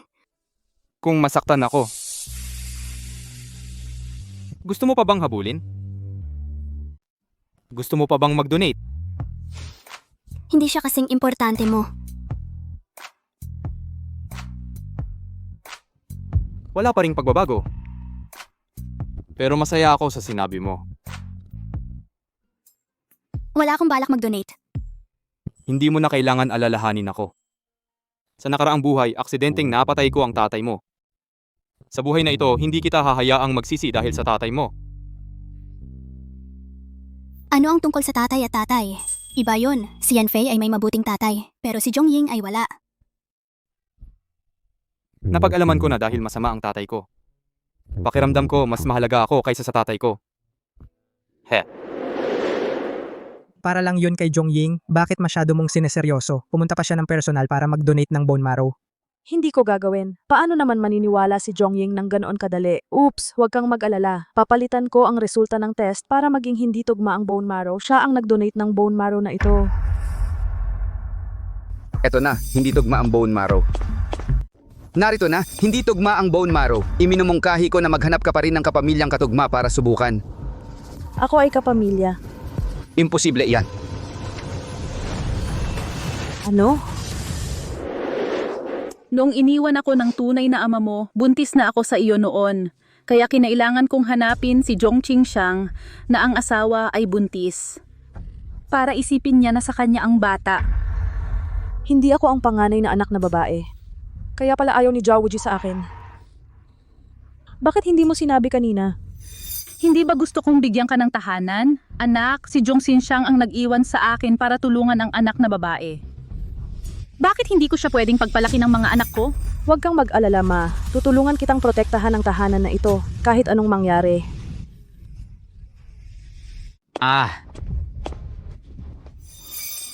Yung sa wakas papayag ka nang makipagkita kay tatay. Tatay, totoo bang may leukemia ka? Siyempre, totoo. Kung gayon, dadalhin kita sa ospital ng Zhao ngayon pagsusuri. Ikaw hindi ka ba naniniwala kay tatay? Gusto ko ring magtiwala sa'yo, pero hindi ka karapat dapat pagkatiwalaan. Ito ba ang dapat na ugali ng isang anak? May sakit si tatay, wala kang sinabi. Lumapit ka at sabihin mong nagsinungaling ako sa'yo. Bakit ako magsisinungaling sa iyo tungkol sa ganyang bagay? Para kang hindi nagsinungaling sa akin. Huwag kang magloko, okay? Nakalimutan mo na ba kung paano namatay ang kapatid ko? Si Ahaw ay namatay sa aksidente sa sasakyan. Ang itim na buhok ay naghatid sa puting buhok. Bakit mo ito binabanggit? Ang kapatid ko ay hinabol ng mga tauhan mo na matay lang sa aksidente. Kalokohan ang sinasabi mo. Bago mo malaman bakit hindi ko ito sinabi sa'yo. Iyan ay dahil wala akong ebidensya noon. Anong ebidensya? Pinatay mo ang aking lolo matapos malaman ng kapatid ko gusto kanyang isuplong. Bilang resulta, hinabol at pinatay siya ng mga tauhan mo sa daan. Sumpain ka. Ikaw ay masama. Ngayon, ang ebidensya ay nasa telepono ko. Hindi mo ito maikakaila. Pagkatapos, nalaman din ng aking ina ang katotohanan. Natatakot ka na sasabihin niya ang katotohanan. Inilagay nila siya sa isang ospital para sa may sakit sa pag-iisip. Pinabaliw nila siya. Pinakasalan mo ako sa pamilya Zhao para patayin ako. Ikaw, kalokohan ang sinasabi mo. Jongying, paano ka nagsalita kay Itay? Jongshuan, sigurado ka bang siya ang tunay mong ama? Anong kalokohan ang sinasabi mo? Anong ibig mong sabihin? Kailangan mong tanungin ang iyong pangatlo. Kamakailan ko lang nalaman, hindi siya ang tunay mong anak na babae. Lahat ng mga taon na ito, ikaw ang laging nagsamantala sa pagtulong sa iba na palakihin ang kanilang mga anak. Haha.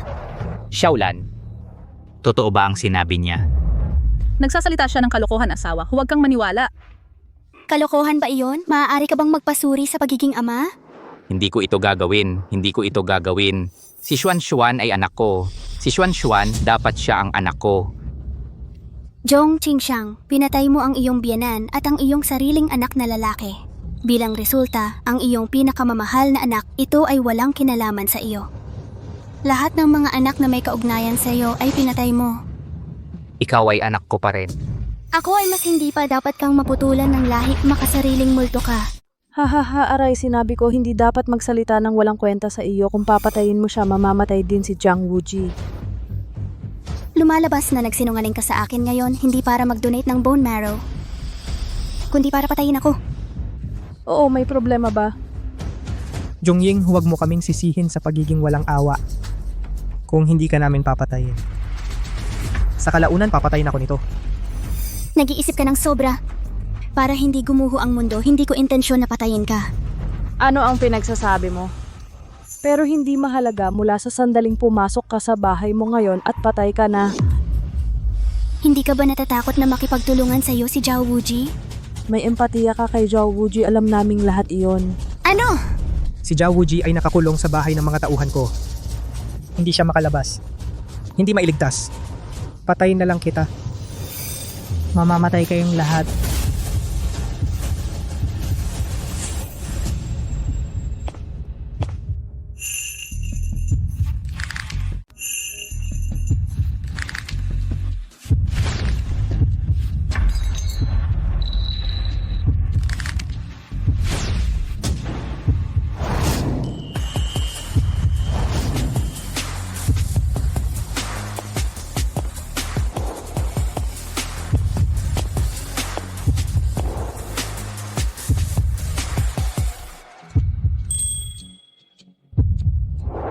Bakit ka nandito?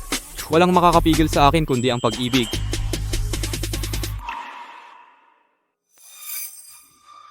Bakit nangyayari ito? Hulaan mo. Bakit alam mo ang sikreto ng synesthesia ni Zhao Wuji? Dahil kay Reporter Joe, sinabi niya sa akin, sinadya mo bang ipaalam sa kanya?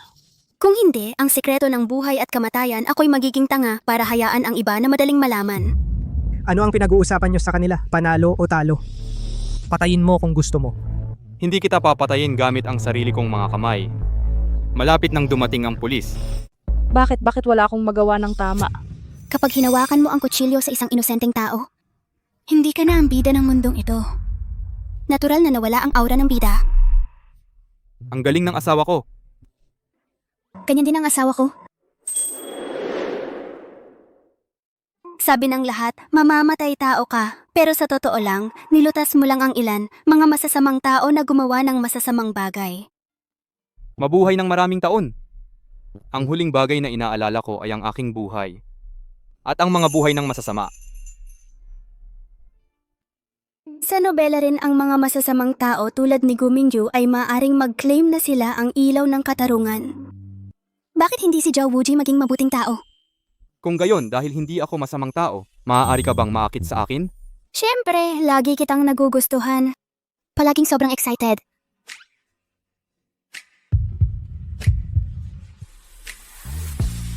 Maliit na sinungaling. Naniniwala ka ba sa akin? Hindi talaga ako nagsinungaling sa'yo. Mahal na mahal kita noon pa man, mahal na mahal kita. Maniniwala ka ba sa akin pagkatiwalaan mo ako? Naniniwala lang ako sa datos. Anong datos? Hindi sasabihin sa'yo. Teka, sabihin mo sa akin. Sabihin mo sa akin. Sabihin mo.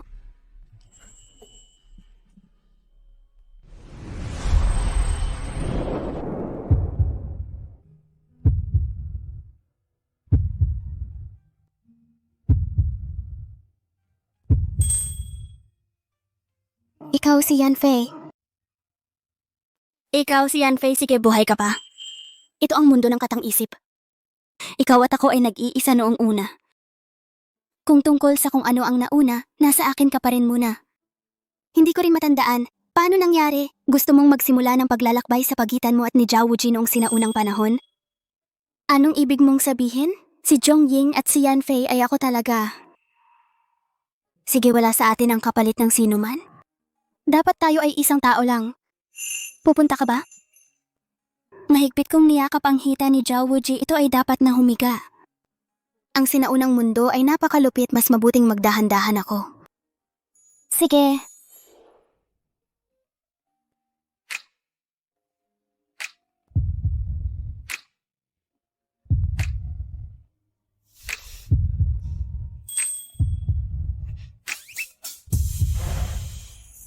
Bakit mo ako itinutulak palayo?